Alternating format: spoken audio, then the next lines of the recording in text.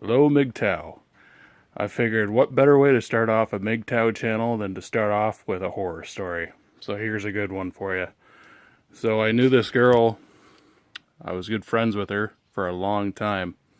We go way back. She got hooked up with a guy, let's just call him Derek.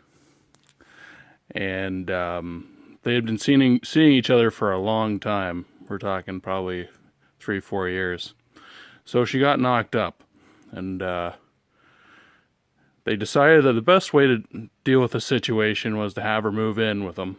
And he was living with his grandparents at the time. His parents just weren't around, so they ended up moving into his grandparents' home. So they shared a level, one level of the house. And then things started to go sour once the kid was about 1 year old, and they broke up. And what happened was he ended up having the kid on weekends, not a court order or anything. And then until she went crazy, then everything was court ordered, and he had to get her permission to have the kid on weekends.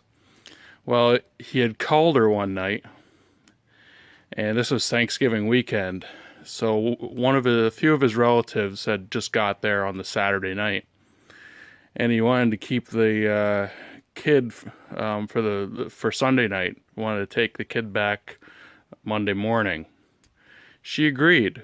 He called her. She agreed to this, and that's a telltale sign, gentlemen. If she's agreeing with you about plans that you have created, it's probably not a good sign. So she ended up calling the police, saying that Derek had demanded that he was going to keep the kid for an extra day, and that he wasn't bringing the kid back. And she gotten all teary-eyed over the phone. So 3 cruisers show up at his house, his grandparents' house, and he was charged with kidnapping his own child. So the judge didn't listen to him, didn't listen to his side of the story. He believed everything that the girl was saying. So he ended up having to move provinces. I live in Canada.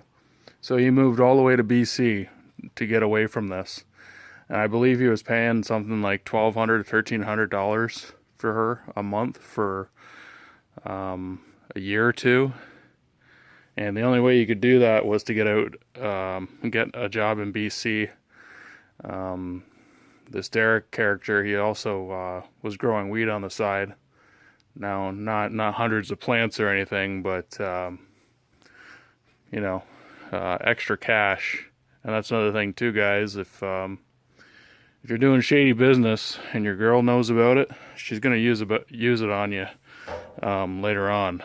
So there's a reason why they like the drug dealers, and a lot of it has to do with the control they have over them. Usually these girls are drug addicts themselves, but they also like the fact that they can control the drug dealer a lot more than a regular guy that's got a white-collar job or whatever. So keep that in mind, gentlemen. It's a war out there.